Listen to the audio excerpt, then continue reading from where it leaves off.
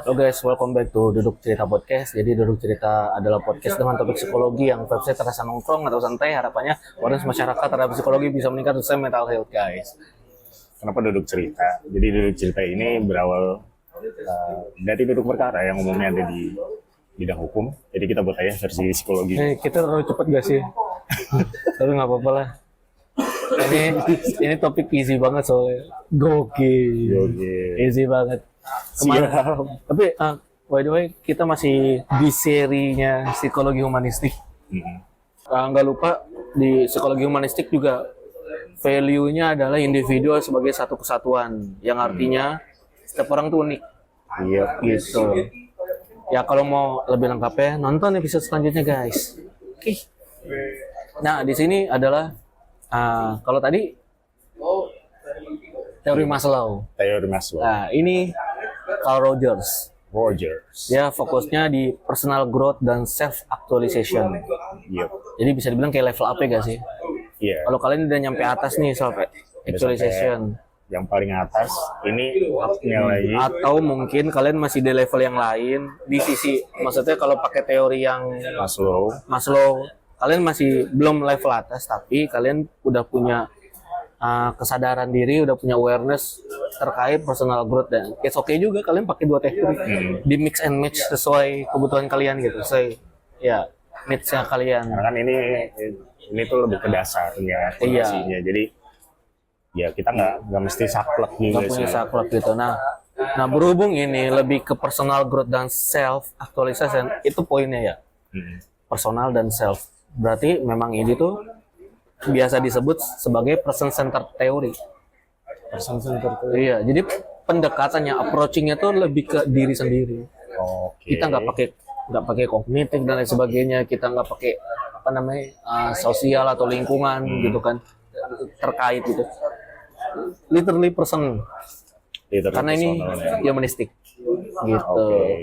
Dan dia tuh tendensinya, dia argumennya gini, tendensi untuk orang tuh sadar mengenai full potensialnya, itu tuh akan ada ketika lingkungannya tuh memprovide itu. Oke. Gitu. Kalau kita dari sisi lingkungan itu sudah dapat support seperti itu, kita tuh biasanya tuh pengen lebih achieve gitu. Achieve yang lebih dari itu gitu, sehingga itu akan memunculkan potensi diri kalian gitu. Tapi kalau misalnya kalian nggak berprivilege seperti itu, biasanya seperti gua masuknya survival mode. Jadi ya udah, kita melakukan apa yang kita bisa aja. Dan yang mungkin lingkungannya dapatnya nggak di rumah atau gimana. Iya gitu kan, ya bisa. Ya, jadinya muncul potensi yang lain, tapi mungkin nggak se-powerful orang yang secara lingkungannya tersupport gitu. Ya simpelnya, manusia itu bisa tumbuh kalau dia dilingkungi oleh lingkungan yang baik. Udah itu doang. Dan itu bisa dikatakan sebagai health of psychological health. Iya. Sehat secara psikologi, secara mental health. tapi itu satu argumen aja susah banget buat itu. Karena bisa menimbulkan spekulatif atau pendapat atau pengertian yang karena lain. balik lagi orang tuh beda. Kita balik lagi ke teori psikologi humanistik. Semua orang itu berbeda, unik. Semua itu orang unik. Nah, sehingga tapi di sini Rogers ngasih barriers. Dia mengkelompokkan itu. Jadi mereka lagi, beliau tuh tahu di situ ada bottleneck. Iya. Bagaimana cara orang untuk menuju ke utopisnya yang dia buat sama si Rogers itu. Ya kan? Sehingga di sini dikelompokkan menjadi 4 gitu. Cukup kompleks. Again balik lagi, itu utopis banget. Maksudnya kita dari psikologi, dan kita nggak menampik, nggak semua teori itu bisa kita pakai, bisa kita telan, dan kita juga harus tahu manusia itu unik, sehingga ya tetap kita cari jalan keluarnya seperti apa gitu kan. Teori-teori ini sebagai preferensi preferensi fundamental. Nah di sini adalah pertama bang, condition of worth. Itu lebih kepada perasaan ya. ya ini apa, merasa dicintai, merasa dicintai, merasa diterima, merasa berharga, punya ya worth it lah. Meskipun orang tua lu akan apa namanya, akan appreciate lu ketika nilai bagus aja. Iya. Itu masih masuk nih berarti ke checklistnya dia. Karena di situ ada conditions of worth gitu. Karena Kan di harusnya situ mungkin muncul perasaan dihargai. meskipun lu harus apa namanya, achieve sesuatu. Ya. Gitu. Kalau harus punya sesuatu, misalkan lu harus juara 1 dulu. But at least itu tetap ada value-nya gitu ya. Gitu. Ya, terus di situ ada incongruence. Nah, itu tuh gap antara real self dan self concept. Nah, itu gimana tuh? Kita tuh punya tendensi untuk membayangkan seperti apa sih diri kita. Iya sih. Iya. Kita tuh orangnya kayak gimana gitu kan. Tapi balik lagi, itu adalah POV kita terhadap diri kita. Meanwhile, real self itu adalah bagaimana orang menganggap diri kita. Incongruence ini dia tuh gap antara istilahnya ya, idealis dan realis.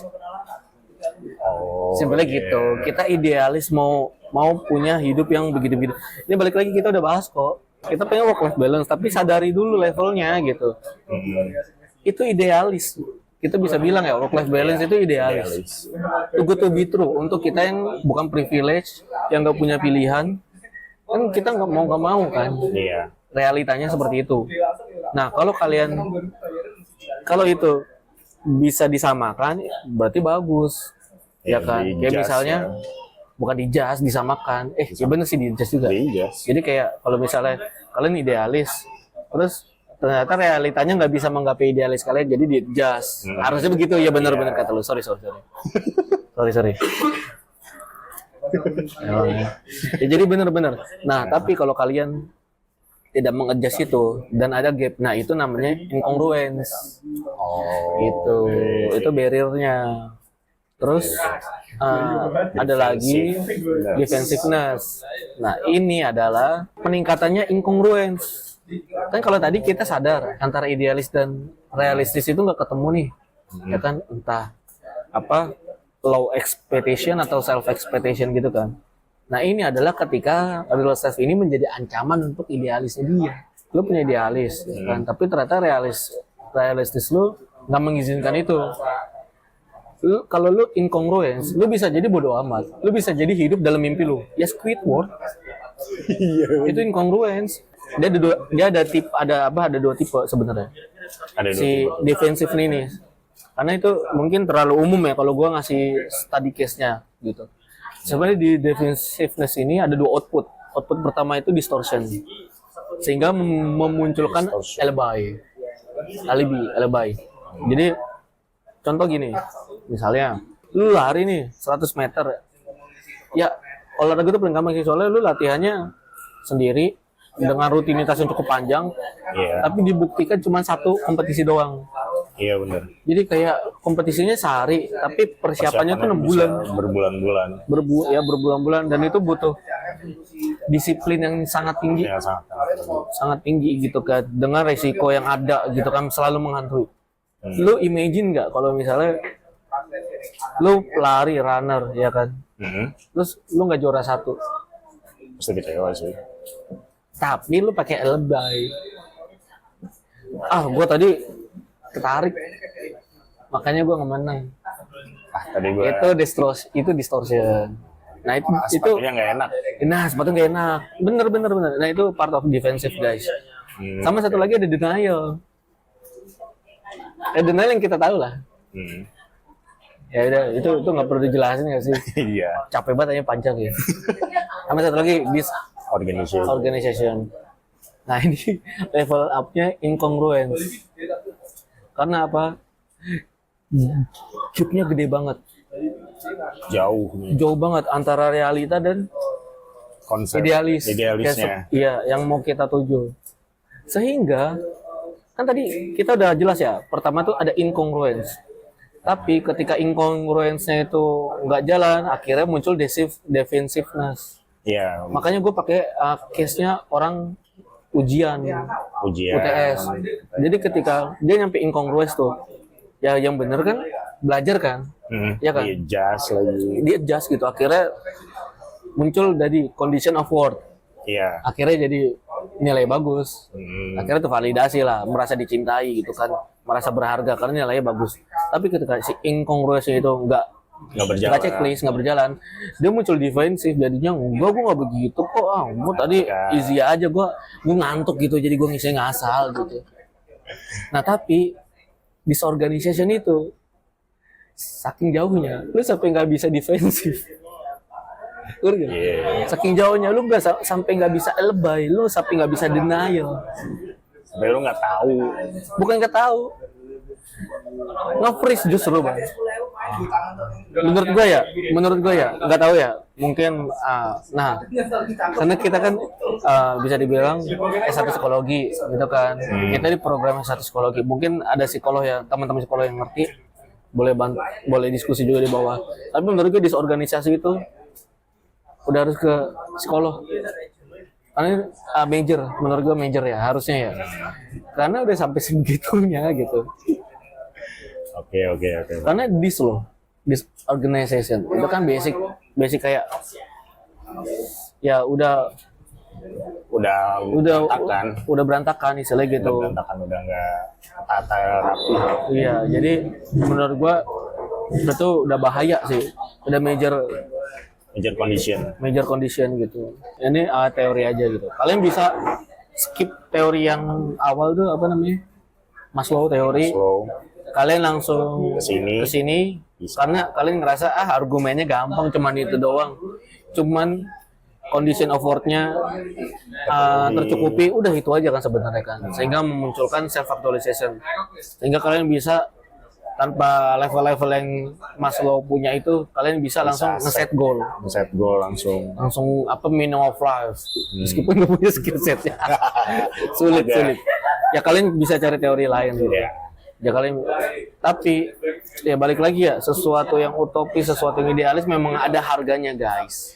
Ini kan cukup simpel ya, cukup singkat, tapi gue yakin harusnya ya bisa diterima dengan baik. Dan kalau nggak bisa diterima dengan baik, boleh banget diskusi, cerita di kolom komentar. Gue pasti sama Bang Nopal akan nge-react, akan ngebales. Ya, mungkin kita suatu saat mungkin ada bisa bahas sesi pembahasan, diskusi lebih dalam gitu. Boleh banget. Hal-hal yang pengen kalian cari tahu lebih dalam. Atau mungkin kalian mau kritik, saran juga boleh banget, share di kolom komentar juga. Terus boleh melalui DM di IG kita di @dudukcerita.id. Terus subscribe, like dan share buat ya bantu gua dong biar semangat lagi guys. Lagi dipijit sebenarnya. Ya semoga edukasinya bisa diterima dan bermanfaat buat teman-teman. Ya harapannya juga bisa luas penyebarannya. Jadi akhir kata gua Diki, gua Nopal. mari membiasakan berpsikologi guys. Thanks.